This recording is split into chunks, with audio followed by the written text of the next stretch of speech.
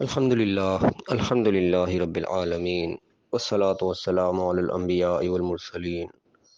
اعوذ باللہ من الشیطان الرجیم بسم اللہ الرحمن الرحیم رب اشرح لی صدری ویسر لی امری واحلل عقدۃ من لسانی یفقہوا قولی واجعل لی وزیرا من اہلی۔ محترم سامعین، السلام علیکم ورحمۃ اللہ وبرکاتہ۔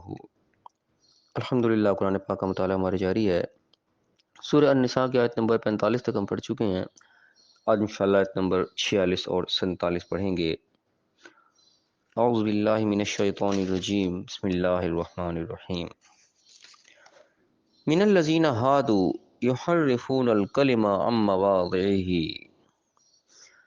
یہودیوں میں سے کچھ لوگ ایسے ہیں جو بات کو اپنی جگہ سے، اس کے اپنے مقام سے بدل دیتے ہیں، ہلا دیتے ہیں، گویا کہ اس کا معنی ہی چینج کر دیتے ہیں۔ وَيَقُولُونَ، اور کیا کہتے ہیں کہ سمعنا وعصینا، ہم نے سن لیا اور نہیں مانا۔ وَاسْمَعْ غَيْرَ مُسْمَعٍ، اور سنیں ہماری بات بھی، صرف سنائیے نہ جائیں۔ وَرَاعِنَا، اور رائنا کہتے ہیں کہ ہماری طرف دیکھیں۔ لَيًّم بِأَلْسِنَتِهِمْ، اپنے زبانوں کو مروڑتے ہوئے۔ وَطَعْنًا فِي الدِّينِ، اور دین میں طعن کرتے ہوئے۔ اب یہاں پہ ایک یہودیوں کے کچھ عقائد کو بیان کیا جا رہا ہے، جو کہ اس وقت بڑی مشہور یہ بات ہے کہ وہ اپنے زبانوں کو مروڑ کے آپ صلی اللہ علیہ وسلم کو گویا کہ ٹاؤنٹ کرتے تھے، ایک قسم کا ان کا مذاق اڑاتے تھے۔ لفظ رائنا کہتے تھے، اس کو رائنا زیادہ کھینچ کے کہہ دیتے تھے، کا معنی ہو جاتا تھا ہمارے چرواہے۔ وہ اپنی طرف سے یہ کہہ رہے ہوتے تھے کہ ہمیں رائنا، ہمیں رعایت کریں، ہمیں معاف کریں، یا ہمیں مہلت دیں۔ کہنا اپنے طرف سے یعنی کہ یہ ظاہر کر رہے ہوتے تھے، لیکن لفظ کو بگاڑ کر کچھ کا کچھ کر دیتے تھے۔ اب یہاں پہ جو پہلا لفظ آیا نا، من الذین ہادو، اس پہ ہم تھوڑا سا غور کرتے چلیں کہ عام طور پہ ہادو کا کئی مقامات پہ ترجمہ تو یہ ان سے مراد یہودی لیے جاتے ہیں، لیکن ہادو جس مادے سے بنا ہوا لفظ ہے نا، اسے ہے اور واو دال سے اس کو لیا گیا ہے۔ اس کے اندر ایک لفظ ہدنہ کا لفظ استعمال ہوا ہے قرآن پاک کے اندر، سورہ اعراف کے اندر، سورۃ نمبر 7، اس کی آیت نمبر غالباً 159 ہے۔ اس کے اندر ہدنہ کا الفاظ استعمال ہے کہ ہم تیری ہی طرف، یعنی کہ ہم نے انا ہدنہ الیک کے الفاظ ہیں کہ ہم نے تیری طرف ہی رجوع کی، تیری طرف ہی ہم نے راہ پکڑی۔ ہدایت کا لفظ راہ کے لیے بھی استعمال ہوتا ہے نا، راہ یاب ہونے کے لیے۔ تو وہاں پہ یہی لفظ، اسی مادے سے بنا ہوا لفظ ہدایت کے معنوں میں لیا گیا ہے کہ ہم نے تیری طرف ہی ہدایت کی، تیری ہی راہ پکڑی، تیری طرف ہی رجوع کی ہم نے، یہ معنی اس کے لیے گئے ہیں۔ تو کہ جہاں پہ یہودیوں کے معنی میں آیا ہے یہ لفظ، قرآن پاک نے یہودیوں کے لیے ڈائریکٹلی یہود کا لفظ استعمال کیا ہے، صرف کہ ہادو اور یہ ہودن وغیرہ کا بھی لفظ استعمال ہوئے ہیں، لیکن ڈائریکٹلی یہود کا لفظ بھی قرآن نے استعمال کیا ہے۔ ایک تو بڑی مشہور ہے، تو اس میں آتا ہے کہ ما کانا ابراہیم یہودی ولا نصرانی ولکن کان حنیفا مسلما، ابراہیم نہ یہودی تھے نہ نصرانی تھے، وہ تو یکتا مسلم تھے۔ وہ سورہ آل عمران کی سورۃ نمبر 3 آیت نمبر 67 ہے۔ اس کے علاوہ بھی کئی آیات ہیں کہ وقالت الیہود لیست النصارى علی شیء، کہ یہودی کہتے ہیں کہ عیسائی کسی چیز پر نہیں ہے، عیسائی کہتے ہیں یہودی کسی چیز پر نہیں ہے۔ یہ سورہ بقرہ کی آیت نمبر 113 ہے۔ پھر ایک اور آیت ہے کہ ولن ترضى عنك اليهود ولا النصارى حتى تتبع ملتهم، کہ یہودی نصارے تیرے سے کبھی بھی راضی نہیں ہوں گے جب تک ان کی ملت کی پیروی نہ شروع کر دے۔ یہ بھی سورہ بقرہ کے اندر آیت نمبر 120 میں آیا ہے۔ یعنی کہ یہودیوں سے مراد جہاں اللہ نے لی ہے، وہاں پہ ڈائریکٹ لفظ یہود اللہ نے نازل کیا ہے، ہودن کا لفظ نازل نہیں کیا۔ تو ہودن کا لفظ جو ہے ایک قسم کا ذو معنی، اس کے دونوں طرف معنی نکلتی ہیں۔ یہ ہودن ہدایت کے لفظوں میں بھی استعمال ہوتا ہے، اور ہودن سے مراد یہودی بھی لیے گئے ہیں۔ تو عام طور پہ یہودی اس کا ترجمہ لیا جاتا ہے، لیکن اگر ہم دوسرا بھی اس کا حساب دیکھیں کہ ہادو سے مراد وہ بھی لوگ ہو سکتے ہیں جن کو اللہ نے ہدایت دی ہے، جن کو اللہ نے راہ بتائی ہے، جن کو ڈیوٹی یہ لگائی کہ لوگوں کو راہ بتائیں۔ اس مقام پہ ان کو یعنی کہ وہ درجہ دیا ہے کہ اس مقام پر بیٹھے ہیں، اس مسند پر بیٹھے ہیں کہ لوگوں کو ہدایت دینے کے لیے بیٹھے ہوئے ہیں۔ ان میں سے بھی لوگ اس قسم کا کام کرتے ہیں کہ کیا کرتے ہیں، یحرفون الکلم عن مواضعہ، اپنی جگہ کو، بات کو اپنی جگہ سے ہلا دیتے ہیں۔ اور یہ چیز ہمیں دیکھنے میں آتی ہے باقاعدہ کہ جن کو علماء سوء کے نام سے جانا جاتا ہے، قرآن میں بھی اس قسم کا نام لیے گئے ہیں۔ تو وہ لوگ جو ہوتے ہیں جن کا کام ہوتا ہے لوگوں کو ہدایت دینا، لوگوں کو ہدایت پہنچانا، یعنی کہ ہدایت جو اللہ کی طرف سے ملی ہے آگے لوگوں تک ٹرانسفر کرنا، ان کی ڈیوٹی لگی ہوئی ہے اس چیز کی۔ ان مقام پر بیٹھے ہیں، یعنی کہ نبی کی جگہ جانشین بن کے بیٹھے ہوئے ہیں، نبی کے ممبر پر بیٹھے ہوئے ہیں، وہ لوگ اس قسم کے کام کرتے ہیں کہ جو اصل چیز ہوتی ہے اس کو بدل کے اپنے مطابق پیش کر دیتے ہیں۔ خاص طور پہ فرقہ پرستی والے ہمارا معاملہ جو چلتا ہے ہمارے یہاں، اپنے فرقے کو تقویت دینے کے لیے، اپنے موقف کو مضبوط کرنے کے لیے بات کو گھما پھرا کے کچھ کا کچھ آگے بیان کر دیتے ہیں۔ یہ چیز باقاعدہ مشاہدہ میں دیکھی جاتی ہے۔ تو یہاں سے اس سے مراد وہ لوگ بھی پوائنٹ آؤٹ ہو سکتے ہیں کہ اللہ کہہ رہا ہے من الذین ہادوا، جن لوگوں کو ہدایت دی گئی، ان لوگوں کو ہدایت پہنچائی گئی کہ ان کی بھی ذمہ داری تھی آگے وہ ہدایت پہنچائیں، وہ لوگ وہ اس قسم کا کام کرتے ہیں کہ یحرفون کلمۃ مواضعہ، اپنی جگہ کے بات کو ہلا دیتے ہیں، اور وہ بھی آگے پھر وہی بات آگے کہ یقولون سمعنا واطعنا، وہ بھی بات کو سنتے ہیں لیکن نہیں مانتے، ان کے سامنے بھی کہ بات کی جائے کچھ اور ان کے مسئلے کے سے خلاف یا ان کے عقیدے کے خلاف کوئی بات کی جائے، پیش کی جائے، ان کو دلائل بھی دیے جائیں، وہ سنتے بھی ہیں لیکن اس کے باوجود نہیں مانتے، انکار کر جاتے ہیں، صاف الفاظ میں انکار کر جاتے ہیں، وسما غیر مسمعین، اور اگلے کی بات نہیں سنتے، اگلے کی سنانے کی کوشش کرتے ہیں، وراعنا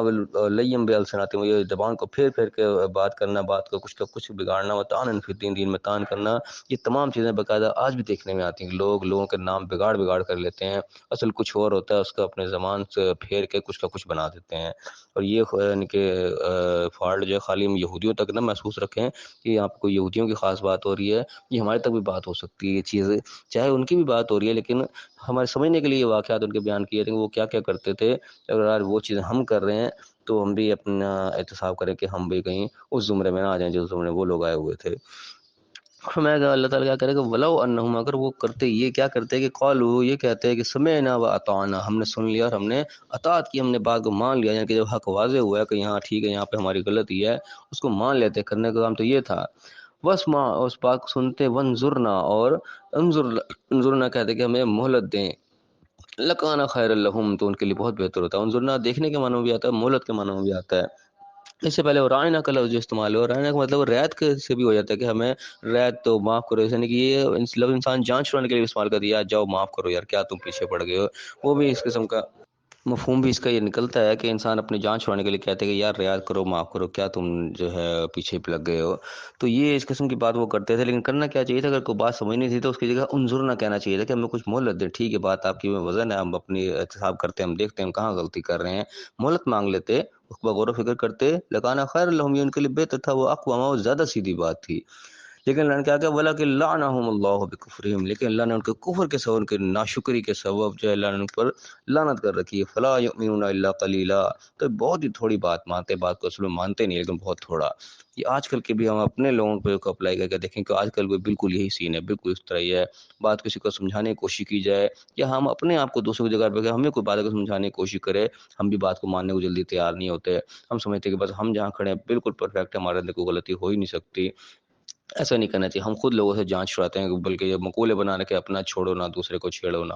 ایسا کام نہیں ہونا چاہیے، جب کوئی بات حق واضح ہو رہا ہے، کوئی چیز سمجھائی جا رہی ہے، دکھائی جا رہی ہے، اس پہ دیکھنا چاہیے، غور کرنا چاہیے، نہیں سمجھ میں آ رہی تھوڑی مہلت مانگ لے انسان کہ ٹھیک ہے ہم غور کرتے ہیں، انسان کو ہر وقت اس کے لیے تیار رہنا چاہیے کہ میں بھی غلطی پر ہو سکتا ہوں، لیکن جب اللہ کی طرف سے لعنت پڑ جاتی ہے تو پھر انسان بات کو ماننے کو تیار نہیں ہوتا، تو لعنت کیوں پڑتی ہے بکفرہم، کفر کی وجہ سے، جب انسان انکار کرنے کا عادی ہو جاتا ہے، ناشکریاں کرنے کا عادی ہو جاتے ہیں، انسان کی طرف سے اللہ تعالیٰ نے کتنی نعمتیں دے رکھی تھی، کتنے ہدایات کے اس کو ذریعے دے رکھے ہوتے ہیں، لیکن جو انسان ان ہدایات سے فائدہ نہیں اٹھاتا، اللہ کی دی ہوئی نعمتوں کو استعمال کر رہا تھا، اس کا حق ادا نہیں کرتا، اس کا شکر ادا نہیں کرتا اور انکار کرنے کا جب عادی ہو جاتا ہے تو اللہ کی طرف سے ایک لعنت، ایک پھٹکار، ایک دوری پڑ جاتی ہے کہ انسان بھی ہدایت سے گویا کہ محروم ہو جاتا ہے۔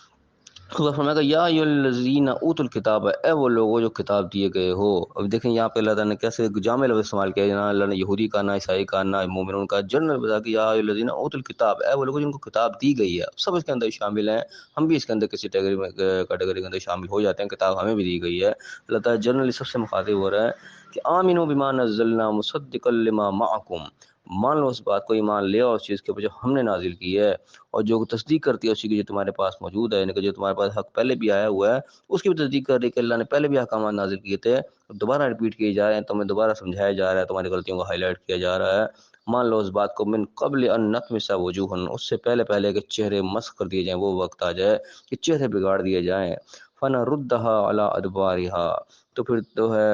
اپنے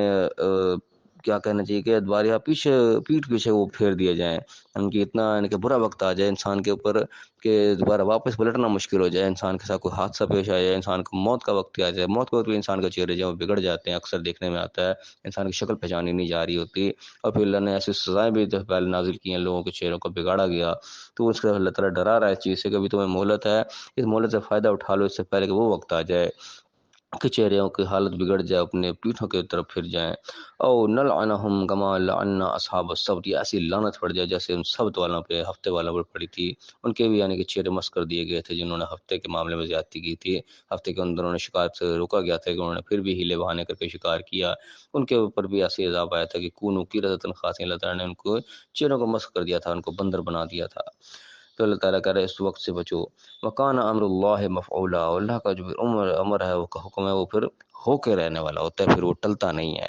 یعنی اللہ تعالیٰ ہائی الرٹ کر رہا ہے کہ تمہیں بتایا جا رہا ہے، سمجھایا جا رہا ہے، اس موقع سے فائدہ اٹھا لو، موقع گنوا دو گے تو بعد میں پھر اللہ کی طرف سے فیصلہ ہی آئے گا، فیصلہ کن جو ہوگا، پھر مہلت نہیں ملے گی۔ تو اللہ تعالیٰ میں صحیح سمجھنے کی توفیق عطا فرمائے۔ بہت سی چیزیں اللہ تعالیٰ نے پرانے دور کے واقعات بتائے ہیں،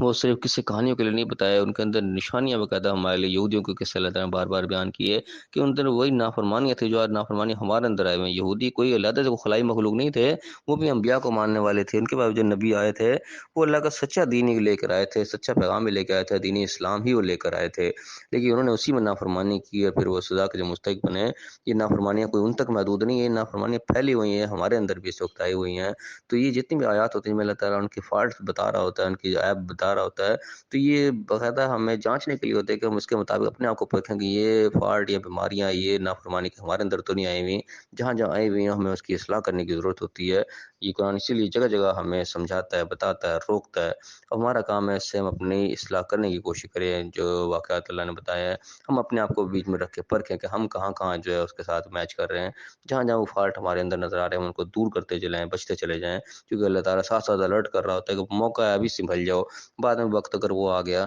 تو پھر واپسی کی گنجائش باقی نہیں رہے گی۔ اللہ تعالیٰ ہمیں صحیح سمجھنے، صحیح عمل کرنے کی توفیق عطا فرمائے اور دنیا اور آخرت دونوں جگہ کامیاب فرمائے۔ آمین۔ وآخر دعوانا ان الحمد للہ رب العالمین۔